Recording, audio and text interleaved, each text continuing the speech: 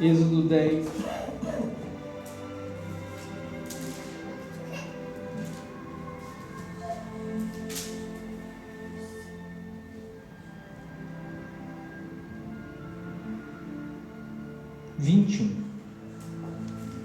Êxodo 10, 21.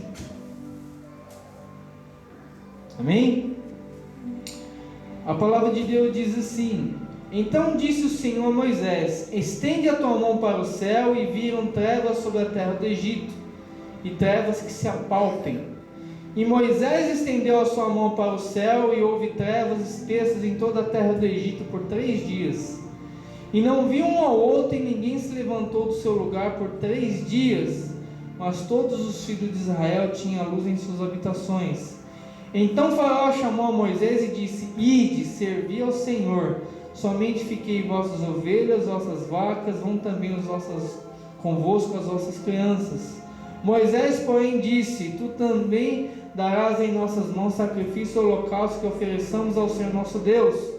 E também o nosso gado há de ir, nenhuma unha ficará, porque daquele que havemos de tomar para servir ao Senhor nosso Deus, porque não sabemos com que havemos de servir ao Senhor até que cheguemos lá. O Senhor, porém, endureceu o coração de Faraó, e este não quis deixar ir. E disse-lhe Faraó: Vai-te de mim, guarda-te que não mais vejas o meu rosto, porque no dia em que vires o meu rosto morrerás. E disse Moisés: Bem disseste, e eu nunca mais verei o teu rosto. Amém? Fecha teus olhos um momento. Senhor, meu Deus, meu Pai, meu Deus, a partir de agora, a ministração da Tua Palavra, Senhor, fala conosco, Senhor, fortalece as nossas almas, fortalece, meu Deus, a nossa mente, fortalece toda a nossa vida através da Tua Palavra, Senhor. Meu Deus, capacita o Teu servo, meu Deus, a transmitir de forma, meu Deus, fiel a Tua Palavra, Senhor, e que os Teus filhos que estão aqui ouvindo, Senhor, que eles venham receber essa Palavra, Senhor, e que ela possa penetrar no coração deles, e que eles possam ser capacitados a praticar aquilo que eles vão aprender aqui nesta noite, Senhor. Usa, meu Deus, a minha vida e age na vida do Teu povo, Senhor. Isso que nós te pedimos e já te agradecemos em nome de Jesus. Amém. Amém? O que acontece? A gente está estudando Moisés e semana passada a gente falou de algumas pragas. E essa que eu li agora para vocês é a 9ª praga. É a praga das trevas. Diz que as trevas, não é as trevas que a gente vê aqui, por exemplo, se eu apagar todas as luzes desse lugar aqui, não é essas trevas. Diz que dá para pegar nas trevas, dá para palpar, tão densa que é. E eu já li vários livros, eu já li alguma coisa na Bíblia e diz que o inferno vai ser assim. O inferno vai estar milhões de pessoas lá sofrendo. Só que lá o inferno vai ser trevas puras. Ninguém vai ver ninguém. Você vai ouvir um monte de gente gritando, mas você não vai conseguir ver ninguém. Você vai estar sozinho. A coisa pior do que isso, você está num lugar escuro, sozinho, você sofrendo e você ouvindo gente sofrer. Imagina o que é essa situação. Solidão, tem gente, quem já passou solidão sabe o que é solidão. E você ficar completamente isolado sem ninguém. Além da solidão, você vai sofrer uma dor tremenda. Eu sempre falo para as pessoas: você já sentiu alguma dor terrível na sua vida? Imagina que você vai ter essa dor no teu corpo inteiro uma eternidade toda. É isso que é o inferno. Fora isso que eu estou falando, que as trevas que vai haver lá. E ainda diz que o inferno vai ser jogado no lago de fogo e enxofre. Não imagina que sofrimento que vai ser lá dentro. Não tem como a gente imaginar. Mas a Bíblia está dizendo que as trevas desceram sobre o Egito. E as pessoas, a treva era tão densa que ninguém conseguia sair do lugar. Se o cara estava sentado, ele ficou sentado os 3 dias naquele lugar. Não dá para ir no banheiro, gente. Imagina o que é isso. Imagina toda essa situação. Você quer ir no banheiro, você não consegue levantar para ir no banheiro. Você vai ter que fazer lá. Onde você está? 3 dias ficou assim. E diz que o Faraó falou: não, mas pode ir, vai. Só que logo em seguida a Bíblia diz que Deus endureceu o coração de Faraó e ele não deixou ninguém embora. E o Faraó chegou para Moisés e falou: Moisés, eu nunca mais quero ver tua cara, porque o dia que eu ver tua cara você vai morrer. E o que Moisés falou para o Faraó? Eu nunca mais vou ver tua cara, guarda isso, eu nunca mais vou ver tua cara. E a gente vai ler a Bíblia e a gente vai ver que nunca mais vai ver a cara mesmo, nunca mais vai ver a cara do outro. Essa é a 9ª praga. Aí vai entrar a 10ª praga. Se você continuar lendo a tua Bíblia, vai estar a 10ª praga. Qual que é a 10ª praga? A morte dos primogênitos. Mas você para pensar, mas por quê? Porque Deus teve que fazer toda essa... Teve que mover céus e terra para fazer tanta coisa assim para o povo de Israel. Sabe por que teve que ter 10? Por que teve que usar rã? Por que teve que usar gafanhoto? Por que teve que usar treva? Por que teve que usar mosquito? Por que teve que usar piolho? Às vezes você pode se perguntar, não é? Por que teve que usar todas essas coisas? Eu vou dar uma atenção nisso agora para você entender. Essas 10 pragas que Deus enviou no Egito foram 10 pragas para humilhar as divindades do Egito. A Bíblia diz que Deus ele não divide a glória dele com ninguém. E o Egito é um povo politeísta. Poli, vários. Teísta, Deus. Adorava vários deuses. Então vamos aprender aqui cada praga e qual que é o Deus que é referente a essa praga. Qual que foi a primeira praga? O rio virou sangue, não foi assim? O rio Nilo virou sangue. O rio, e eu já falei isso agora, eu já falei isso no outro estudo, o próprio rio Nilo era um Deus para eles. Porque era o rio que dava o alimento para eles, a plantação vinha tudo do rio. Eu vi uma pregação, um judeu que prega, ele me falou que porque o rio ele enchia, ele transbordava dos lados. E era dos lados do rio que eles plantavam. Muitas vezes eles jogavam a semente assim no rio. Quando o rio transbordava, o rio mesmo jogava a semente nas bordas do rio e era feita a plantação. Então o rio para eles, que era a vida deles, era um próprio Deus. Deus falou: isso é Deus para vocês? Toca nesse rio, vai virar sangue tudo. Os peixes estão dentro, vai morrer todos.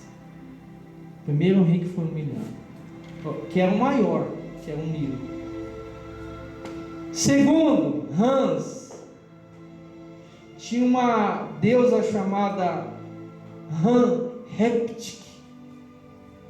É uma deusa em formato de rã. Tua deusa é uma rã? Então se ela é uma deusa, é uma rã, então ela controla todas as rãs, né? Vamos ver se ela consegue controlar. Mandou todos os sapos em cima dos egípcios. Entrou na casa de todo mundo. Cadê o teu Deus, ô Faraó? Cadê o teu Deus Rã aí? Porque ele é Deus, ele não manda nenhum sapo sair. O Faraó teve que pedir pelo amor de Deus para Moisés orar, para o sapo tudo morrer. Diz que juntou um montão de sapo morto. Diz que a terra fedeu. Mais um Deus sendo humilhado. Terceiro, piolho. Aqui foi para humilhar os magos do Egito. Eles até no sapo eles conseguiram imitar o Moisés, não conseguiu imitar Deus. Chegou nos piolhos, até os piolhos pegou neles. Humilhou os magos, que também tinham poder no Egito. Quarta, as moscas. As moscas tinham um outro Deus chamado Ptah, que era o Deus das moscas.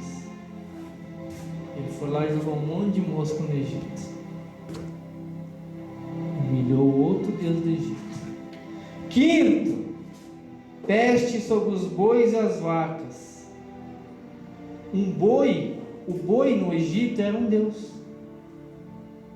E como que a gente sabe disso? Tinha um boi chamado Mênfis. Quando o povo foi para o deserto, E Moisés subiu, quem conhece a história sabe, Moisés subiu um monte para conversar com Deus, para receber as placas, as pedras da aliança. O que o povo fez lá embaixo? Ele ficou 40 dias lá em cima. E demorou, né? 40 dias. Chegar o Arão, sumo sacerdote, e mandou: ô Arão, Moisés morreu, mano. Teu irmão morreu, não vai voltar mais não. A gente não tem Deus nenhum aqui para servir. E agora? Faz um Deus pra gente aí, Arão. E Arão falou: então tá bom. Me dá os brincos de ouro, as pulseiras de ouro que vocês têm aqui. Juntou todo aquele ouro e fez o bezerro de ouro, que é um boi, né? É um filhote, mas é um boi. Então, outro Deus que foi humilhado. As feridas, as úlceras. Deus nessa praga zombou a Deus e rainha do céu do Egito, Neite. Moisés jogou o pó no céu e deu um tumor ulceroso na pele do povo que doeu demais. Os magos também pegaram a doença e não puderam adorar a Deus e rainha religiosa. Mas um Deus que é humilhado. Chuva de pedra, saraiva de pedra. A forte saraivada envergonhou os deuses considerados como tendo controle sobre os elementos naturais, por exemplo, Íris, deus da água, e Osíris, deus do fogo. Gafanhoto, a praga dos gafanhotos significava a derrota dos deuses, segundo se pensava, garantia a abundância de colheita. Deus encheu o ar de gafanhotos. Os deuses egípcios, Shu, deus do ar, e Sebeque, deus inseto, não puderam fazer nada para deixar de acontecer. A escuridão total, que é essa que a gente leu aqui agora. O faraó, ele era considerado um deus. E quem que era esse deus? Era o deus Ra. Então o faraó era filho de Ra. E quem que era Ra? Era o filho do sol. Você é filho do sol? Então você controla o sol. Treva em tudo. Deus, ele humilha, gente. Deus, ele não permite que ninguém se levante contra ele. Muita gente que no mundo já se levantou aí para zombar de Deus, ele ceifa mesmo. Ele ceifa. Ele não tem dó. E na última foi dos primogênitos, né? E o filho do faraó, o faraó é um deus. Então o filho do faraó é um deus também.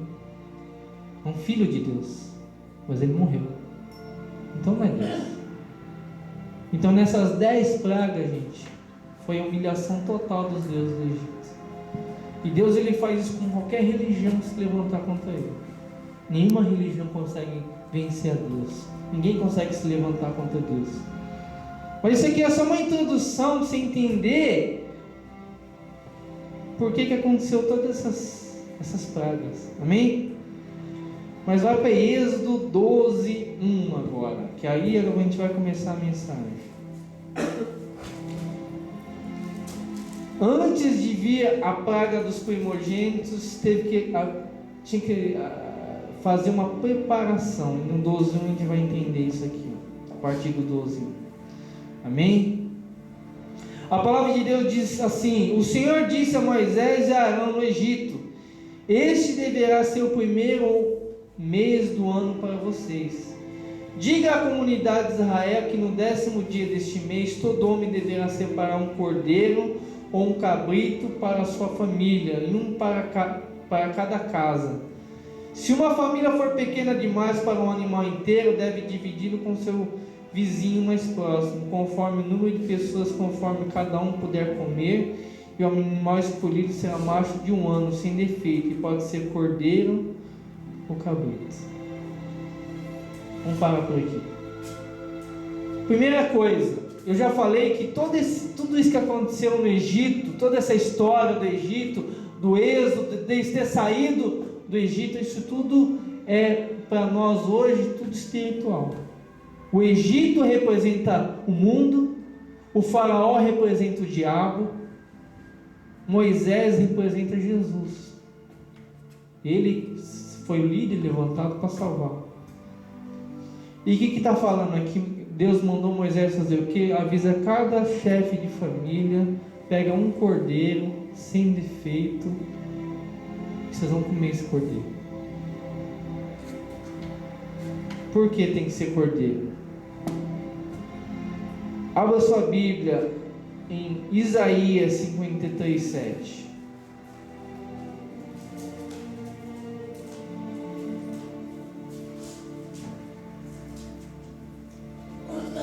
Livro de Isaías 53:7.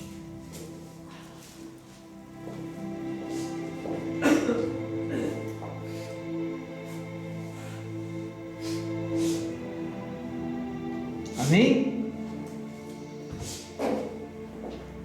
Isaías falando de Jesus. E ele foi oprimido e afligido, contudo não abriu a sua boca, como um cordeiro foi levado para o matadouro, e como ovelha diante dos seus tosqueadores fica calada, e ele não abriu a sua boca. Moisés falou para o povo: vocês vão comer esse cordeiro, e o sangue desse cordeiro vocês vão passar nos umbrais da porta de vocês, para que quando o espírito, o anjo destruidor passar, ele não venha tocar em vocês. Isso que vai acontecer. Jesus, gente, ele é o cordeiro que foi morto por nós. É o cordeiro que foi morto antes da fundação do mundo. E aqui está representando esse cordeiro. Não pode ter defeito. O que quer dizer isso? Jesus não podia ter pecado. E Jesus, ele não tinha pecado. Eu já expliquei aqui que por isso que Jesus teve que nascer, o Pai devia ser Deus, através do Espírito Santo. Porque quando o filho nasce, ele pega o sangue, é do Pai que vai, do filho, não é da mãe. Então Maria podia ser mulher humana, mas o Pai tinha que ser sobrenatural, tinha que ser Deus. Porque se Jesus tivesse nascido de José, por exemplo, ele tinha nascido com pecado. Então já não ia ser um sacrifício perfeito. Depois que veio o Espírito Santo sobre Maria, ela engravidou e Jesus nasceu. Mas vamos continuar. Não precisa abrir sua Bíblia. Em João 1:29, todos esses versículos vai estar falando que Jesus é o Cordeiro. No dia seguinte, João viu Jesus aproximando-se e disse: vejam, é o Cordeiro de Deus que tira o pecado do mundo. 1 Pedro 1,19: mas pelo precioso sangue de Cristo, como de um cordeiro sem mancha e sem defeito, conhecido antes da criação do mundo, revelado nesses últimos tempos em favor de vocês. Jesus é o cordeiro. Mas vamos continuar a história aqui. A gente leu até o 5. Segura no Êxodo aí, gente. Êxodo 12:6. Leia aí. A gente vai estar acompanhando. Não tira o teu dedo daí. Guardem-no até o 14º dia do mês, e quando toda a comunidade de Israel irá sacrificá-lo ao pôr do sol. Passe então um pouco de sangue nas laterais, nas vigas superiores das portas das casas nas quais vocês comerão o animal. A gente vai ver durante toda a Bíblia que teve que haver derramamento de sangue para perdão de pecado. Lá no comecinho, a gente estudou Adão e Eva, lembra? Adão e Eva pecaram, o que aconteceu? A gente está pelado, a gente está nu. O que eles fizeram? Correram, foram na figueira, pegaram a folha da figueira, costurou e fez avental para eles. Não foi assim que eu. Só que aí Deus veio: Adão, cadê você, Adão? Ah, Senhor, eu me escondi, porque a gente estava nu e a gente viu que você estava chegando e a gente se escondeu. Aí teve toda aquela conversa: por que você fez isso? Não sei o que. E se você continuar lendo a história, Deus fala que Ele cobriu Adão e Eva com peles de animais. E muitos creem que foi um pele de um cordeiro. Estudiosos. Sangue desse cordeiro teve que ser derramado. Até aquele dia, antes de Adão e Eva pecar, ninguém tinha morrido na face da terra, seja ser humano, seja animal. Eles comiam das plantas, das árvores, não comia carne igual a gente come hoje. Adão e Eva não comia carne. Mas por causa do pecado deles, Deus teve que matar um animal, arrancar a pele daquele animal e cobrir eles. Teve que derramar sangue. Então Jesus teve que derramar o sangue dele. Se Jesus tivesse vindo à terra, gente, como Deus, Deus sangra? Não. Nenhum espírito sangra. Você consegue dar facada num demônio e vai sair sangue dele? Não vai. Quanto mais Deus. Então, por isso que Deus teve que se fazer homem para vir à terra. Vai entendendo. Vai entendendo. Está escrito assim em Mateus, não sabe a sua Bíblia, só ouça. Mateus 26, 28. Isto é o meu sangue da aliança, que é derramado em favor de muitos para perdão dos pecados. Jesus falando na Santa Ceia. Romanos 3, 25. Deus o ofereceu como sacrifício para propiciação mediante a fé, pelo seu sangue, demonstrando a sua justiça e em sua tolerância, havia deixado impunes os pecados anteriormente cometidos. Romanos 5,9. Como agora somos justificados por seu sangue, e muito mais ainda seremos salvos da ira de Deus por meio dele. A ira de Deus, gente, é o inferno. Que eu acabei de falar do inferno para vocês. A ira de Deus, a ira do Cordeiro é o inferno. Essa é a ira de Deus que vai se derramar. Jesus, quando eu já contei essa história, quando Jesus estava lá na cruz do Calvário, e quando ele falou Eloi, Eloi, lama sabachthani, ele falou em aramaico, Deus meu, por que me desamparaste? Ele estava recebendo naquela hora a ira de Deus. No Getsemane, quando Jesus estava ajoelhando e chorando lá, e suando sangue, ele não estava com medo de ser crucificado. Ele não estava com medo de ser açoitado. Ele não estava preocupado com isso. Ele estava preocupado que a ira de Deus ia vir sobre a vida dele. A gente não sabe, gente, o que é a ira de Deus. A gente não sabe. Lá em Apocalipse está escrito que depois que a igreja subir, vai vir a grande tribulação. E Deus vai vir sobre a terra. E as pessoas na terra que vão sobrar aqui na terra, sabe o que eles vão falar? Deles ver Deus e deles ver a ira de Deus cair sobre eles, sabe o que eles vão falar? Montes caiam sobre nós e nos escondam de Deus. Eles vão pedir para morrer. Não, montanha, cai em cima da gente, quer morrer, não quer encarar Deus, não. Lá em Apocalipse está escrito que gente vai tentar se matar e não vai conseguir morrer. Ah, não, eu vou fugir, vou me matar. As pessoas hoje em dia, para fugir dos problemas delas, fazem isso. Elas se matam. Ah, não vai, pode pular do prédio, pum, caiu, vai sentir dor. Vai levantar, vai continuar vivo, vai continuar sofrendo. Um dia, quando eu estudar mais, eu dou um estudo desse de Apocalipse para mostrar para vocês o quanto terrível vai ser a grande tribulação. Mas vamos continuar. Em Hebreus 9, 22 está escrito assim: de fato, segundo a lei, quase todas as coisas são purificadas com sangue, e sem derramamento de sangue não há perdão. Então você entende por que teve que ser a porta, porque a porta teve que ser pintada com sangue. Mas vamos continuar. Volta lá em Êxodo 12, 8, está escrito assim: naquela mesma noite comerão a carne assada no fogo, juntamente com as ervas amargas e o pão sem fermento. Não comam a carne crua, nem cozida em água, mas assada no fogo, cabeça, pernas e vísceras. Não deixe sobrar nada até pela manhã. Caso isso aconteça, queime o que restar. Ele fala assim: a carne não pode ser cozida no fogo, a carne não pode ser comida crua, tem que ser assada no fogo. O que aconteceu com Jesus? O ministério dele foi só sofrimento. Deus passou Jesus pelo fogo da provação. Começou já no deserto. Ele foi batizado, começou Jesus ser assado com fogo.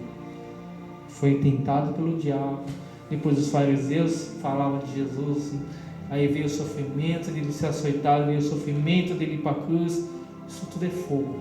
A Bíblia diz: para Deus purificar a gente, Ele vai usar fogo. Não é igual o fogo, gente. A gente já estudou semana passada o fogo que estava na sarça ardente. Estava pegando fogo, mas não consumia a sarça. E o fogo de Deus vai pegar em você e não vai te consumir. Vai consumir o pecado que está na tua vida. O fogo que Deus vai lançar sobre a sua vida não é para te consumir, não é para te matar, não é para te destruir. É para queimar toda a impureza da tua vida. E qual que é o fogo que eu estou falando? Sofrimento. Se você passar sofrimento, você buscando Deus, eu já falei em cultos passados, se você sofrer por causa de ser cristão, sofra, porque é Deus que está te purificando. O ouro é purificado com fogo. Vai esquentando, o ouro vai esquentando, vai esquentando, vai esquentando, toda a impureza vai sumindo. Então esse fogo que veio sobre Jesus, então por isso tinha que ser comido, tem que ser assado no fogo. Essa parte que eu quero que você abra. João, segura em Êxodo, mas vai lá em João 6. João 6,53.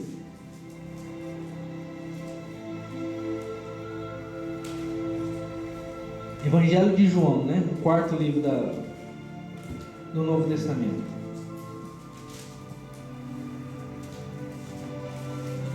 Seis 53.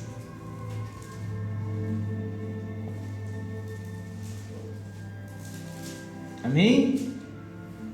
Olha o que está escrito aí. Jesus lhes disse: eu lhes digo a verdade, se vocês não comerem a carne do Filho do Homem e não beberem o seu sangue, não terão vida em si mesmos. Todo que come minha carne e bebe meu sangue tem a vida eterna, e eu o ressuscitarei no último dia, pois a minha carne é verdadeira comida e meu sangue a verdadeira bebida. Eles tinham que comer o cordeiro. Vamos continuar. Êxodo 12, no 11. Ao comerem, estejam prontos para sair, cinto no lugar, sandália nos pés, cajado na mão, comam apressadamente. Vamos entender o que é isso aqui, gente. Vamos entender o que é isso.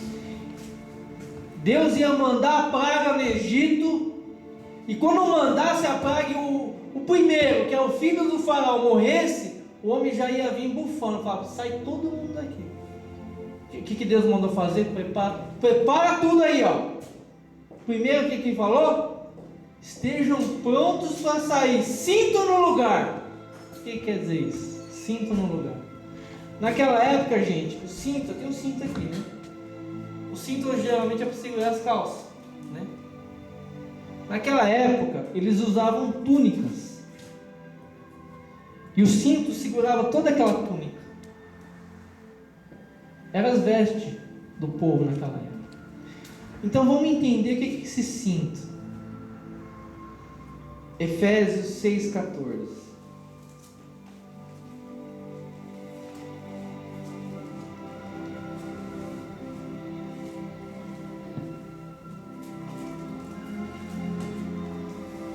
Efésios está depois de 1ª, 2ª Coríntios. 6,14. Amém? Assim mantenham-se firmes, cingindo-se com o cinto da verdade, vestindo a couraça da justiça. Aqui está falando em Efésios, está falando da armadura de Deus.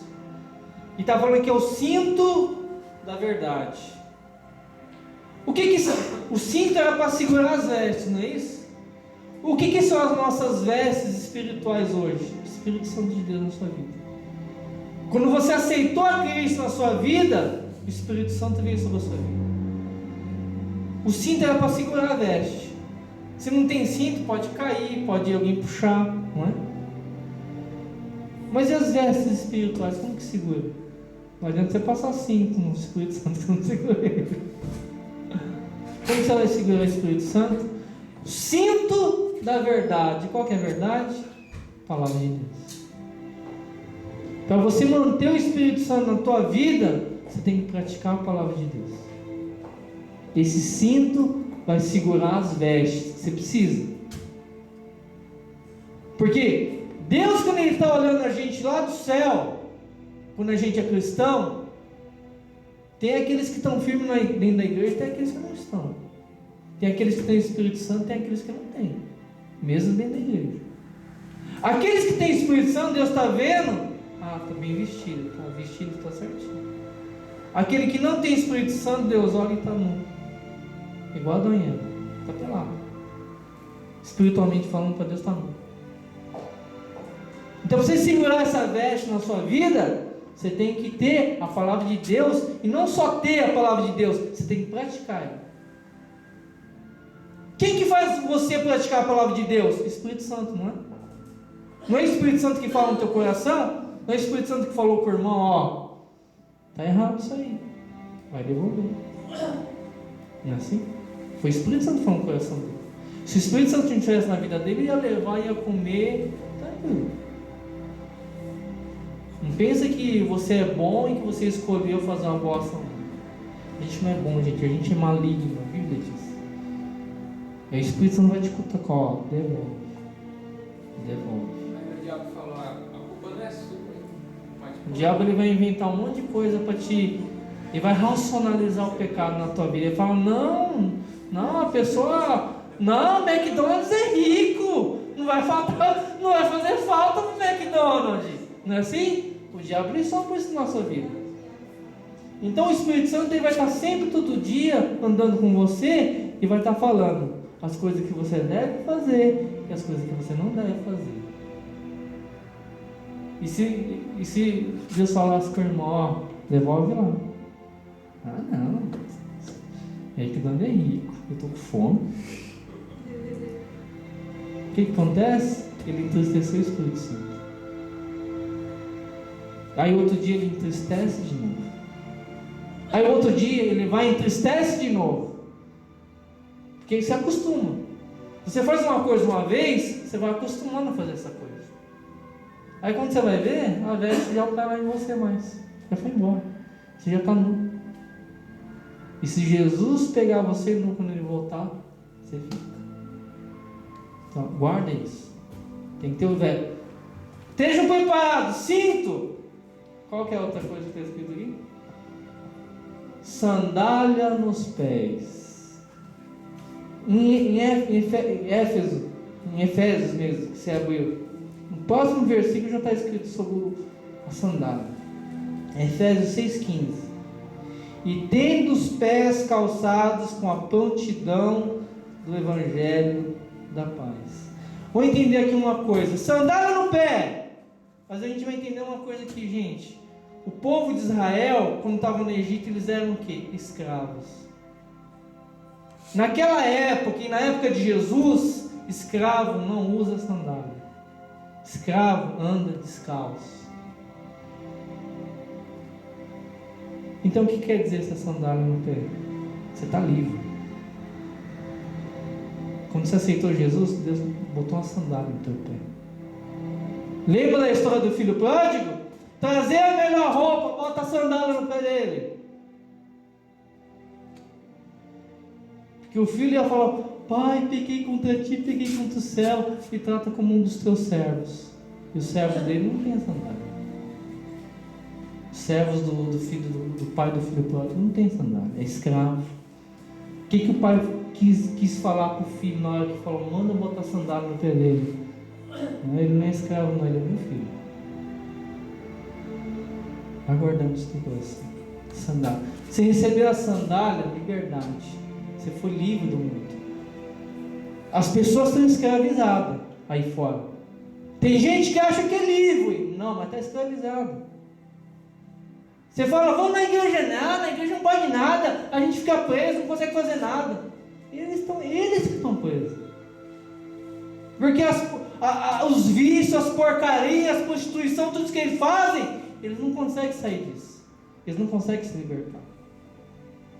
Agora, a gente que é cristão, a gente consegue fazer tudo que eles fazem, e a gente consegue na memória falar, não vou fazer mais. A gente é livre. Você tem liberdade. Deus te deu essa liberdade. Olha o que está escrito em Efésios, né? Evangelho da paz. O Evangelho é que traz a liberdade nossa. O que está escrito na palavra de Deus? E conhecereis a verdade, e a verdade vos libertará. Você está entendendo como tudo na Bíblia está encaixado? Tudo na Bíblia tem a ver. Nada está solto na Bíblia, gente.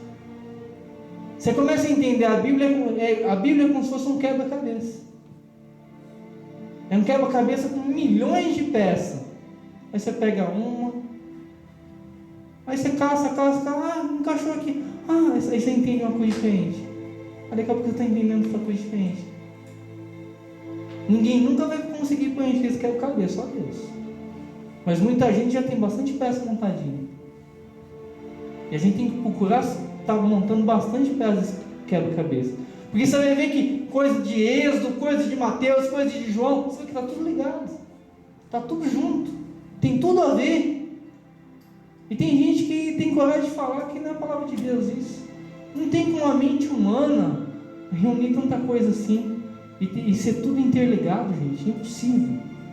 A mente humana não consegue alcançar isso. O teu cérebro, sabe o teu cérebro?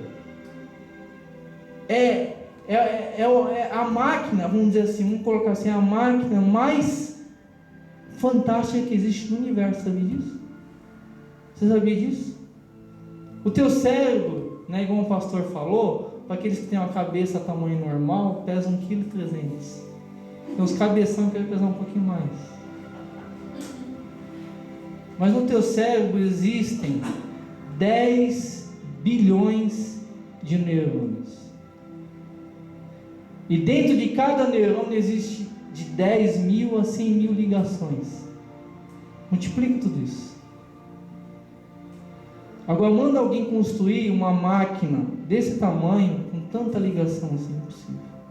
Nunca vou conseguir construir uma máquina dessa. Nunca. E tem gente que cisma em falar que não acredita em Deus. A gente aprova a Bíblia que Deus existe, gente. É impossível se construir uma coisa dessa. Impossível. Nem o universo inteiro tem uma complexidade tão grande que tem na tua cabeça.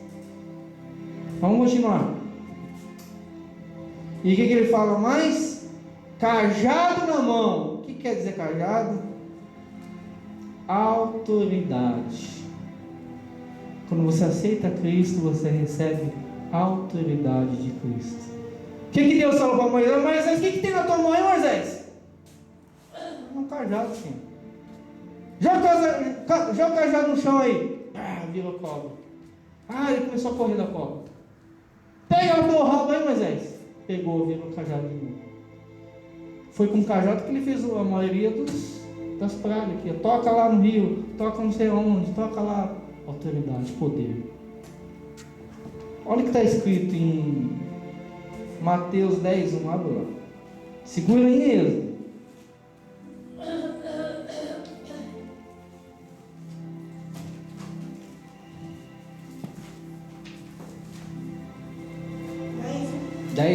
Mateus 10:1. Amém? Jesus falando assim, chamando seus 12 discípulos, deu-lhes autoridade para expulsar espíritos imundos e curar todas as enfermidades e doenças. Autoridade. Então o que aconteceu? Foi o cinto, foi a sandália e foi o cajado. Né? Os três aqui. Cinto. Palavra de Deus na sua vida. Sandália, a liberdade através da palavra.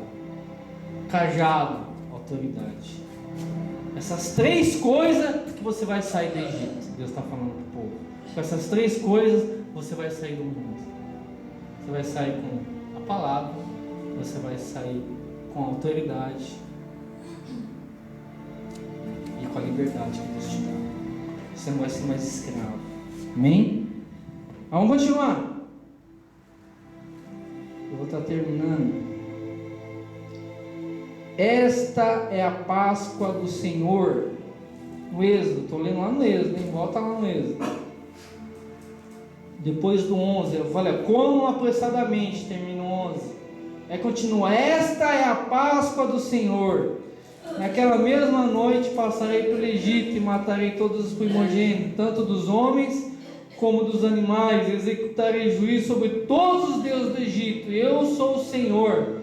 O sangue será um sinal para indicar as casas em que vocês estiverem. E quando eu vi o sangue, passarei adiante. A praga da destruição não os atingirá quando eu ferir o Egito.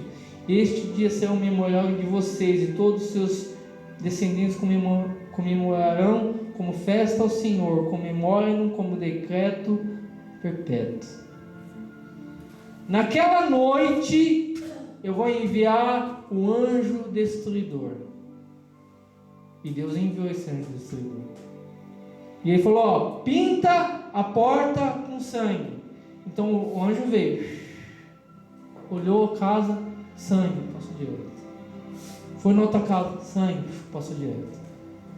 Mas quando entrou no Egito, ninguém estava sabendo negócio de sangue. Começou a matar tudo. Começou a matar todos os primogênitos, e todos, até os animais. E o que acontece? Quando Jesus voltar, gente, vai ser visto se você vai ter sangue. Se você vai estar com sangue de Cristo na tua vida. Quando você aceitou a Cristo, você aceitou pelo sangue dele. Então Jesus deixou uma marca do sangue dele na tua vida. Ele vai ver. E no dia que a gente morrer, também vai ser visto se você tem sangue. Se não tiver, o anjo destruidor que vai vir te pegar e vai te jogar lá onde você não quer ir. Aí ele fala assim, fazer isto, essa é a Páscoa do Senhor. Fazer isso como memorial. Páscoa, no Brasil, é coelhinho ou de Páscoa, né? Os ovinhos de chocolate, né, que falam. E nos Estados Unidos também é a mesma coisa, viu? Ovinho de Páscoa com coelhinho. Só que a Páscoa nos Estados Unidos se chama Easter. Só que a Páscoa bíblica nos Estados Unidos não chama Easter. Apesar deles, nas igrejas lá, fala Easter também. Mas a verdadeira Páscoa de Deus em inglês é Passover. Passover, passar por cima. O anjo vai passar por cima. Ele não vai descer para te matar. Esse que é a Páscoa bíblica nos Estados Unidos tem que ser chamada de Passover. Se for Easter, é coisa misturada com coisa humana. Então a gente tem. O que eu quero que vocês guardem aqui nessa noite, desse estudo aqui?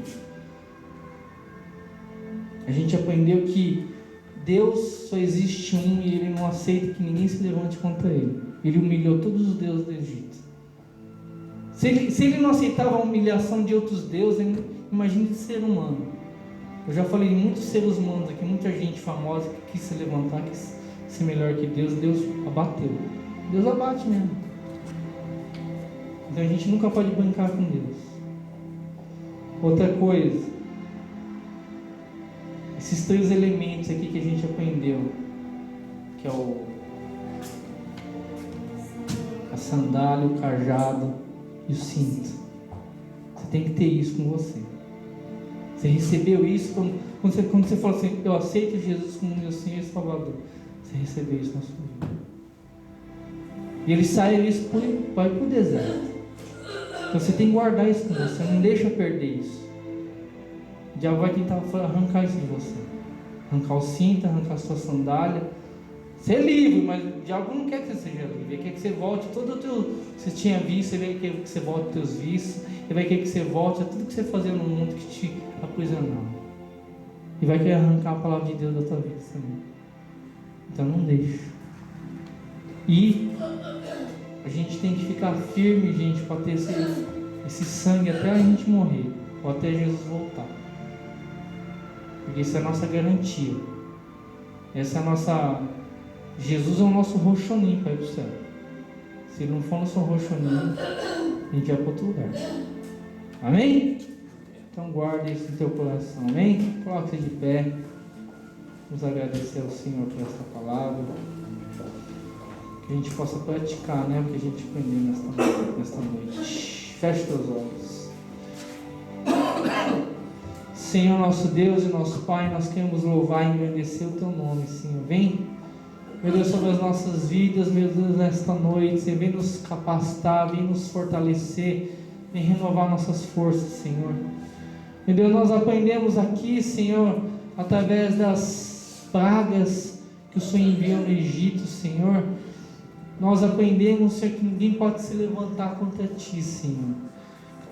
Contigo não se brinca, diz a Tua palavra. De Deus não se zomba. Aquilo que o homem semear, isso ele ceifará, diz a Tua palavra em Tiago. Senhor, nos guarda que a gente venha se levantar contra a Tua autoridade, Senhor. Que a gente venha, meu Deus, ter verdadeiramente Cristo como o Cordeiro que deu o sangue dele nas nossas vidas. E que essa marca venha estar sobre as nossas vidas, Senhor. Nos ajuda a guardar o cinto, nos ajuda a guardar a sandália, nos ajuda a guardar o cajado que nós recebemos para sair, meu Deus, do Egito, da escravidão, do mundo, das mãos de Satanás, Senhor. E que, meu Deus, a gente possa, quando participar da Santa Ceia, Senhor, a gente possa ter sempre a gente possa relembrar do Teu sacrifício, de tudo aquilo que o Senhor fez por nós, Senhor, e que jamais venhamos virar as costas para Ti, mas que venhamos estar firme diante da Tua presença, buscando a Tua face. Nós queremos Te agradecer, Senhor, por mais esse culto, Senhor. Abençoa os Teus filhos, as Tuas filhas, fortalece nossas vidas, nos guia, nos capacita. É isso que nós Te pedimos e nós Te agradecemos em nome de Jesus. Amém.